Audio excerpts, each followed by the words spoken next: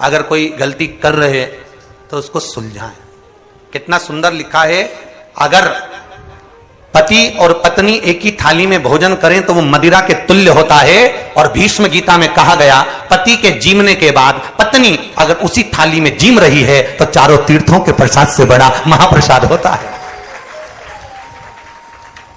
और भी सुन लो, भीष्म गीता एक और शब्द कहती है, अगर बेटी कुंवारी है, बेटी का विवाह नहीं हुआ, बेटी अगर कुंवारी है और अपने पिता के साथ में बैठकर यदि वो भोजन करती है तो उस बाप की कभी अकाल मौत नहीं होती, क्योंकि बेटी काल का हरण करती है।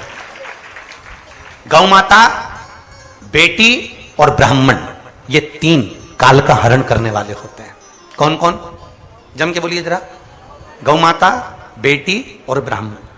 भीष्म गीता में स्पष्ट कहा गया कि 4 तरह का भोजन बेकार होता है। भीष्म गीता में कहते हैं 4 तरह का भोजन बेकार होता है। पहले नंबर का भोजन, जिस भोजन की थाली को कोई लांग कर चले गया, फिर वही चोट लगने वाली बात है। जिस भोजन की थाली को कोई लांग कर चले गया वो नाली में पड़े हुए कीचड़ के बराबर होता है। दूसरे नंबर का भोजन, जिस भोजन की थाली में ठोकर लग गई वो भ्रष्टा के बराबर होता है, गंदगी के बराबर।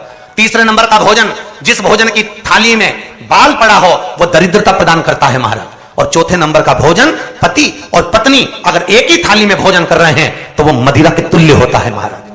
वो मदिरा के तुल्य है अगर पति और पत्नी एक ही थाली में भोजन कर रहे हैं। खैर आप लोग तो चतुर हो वसी वाले, आप लोग तो नहीं करते होगे, पर वो तो शास्त्र में लिखा है इसलिए हम बता रहे हैं। ठीक है, गलती नहीं होती होगी, फिर भी ये काल का हरण करने वाले, इनको देने से कभी नहीं घबराना। बहन बेटी आए तो उसको तुरंत कुछ ना कुछ दे दो, उसको देने से घबराना नहीं। बहन बेटियों को देने से कभी नहीं घबराना चाहिए, उससे घटता नहीं है, बढ़ता। और करे क्या, जब जब बहन बेटी आती है ना तो भाभियों का मुंह भगोना हो जाता है। 4 दिन के लिए बहन बेटी आई, उतनी देर में तो भाभी का मुंह भगोना, कब जाएगी।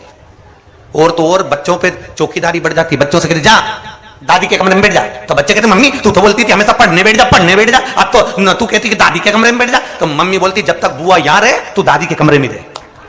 तो मम्मी दादी के कमरे में क्यों? दादी को देखते रहे बुआ को क्या दे रही है, देखते। अब बच्चा दादी के कमरे में जाकर बैठ गया। अब दादी के कमरे में बैठा तो दादी ने भी उसको कहा जा पढ़ने बैठ, कि नहीं बैठूंगा।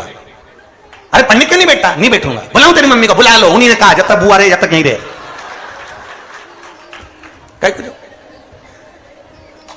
अरे देने से नहीं घटता बाबा, कथा कह रही है।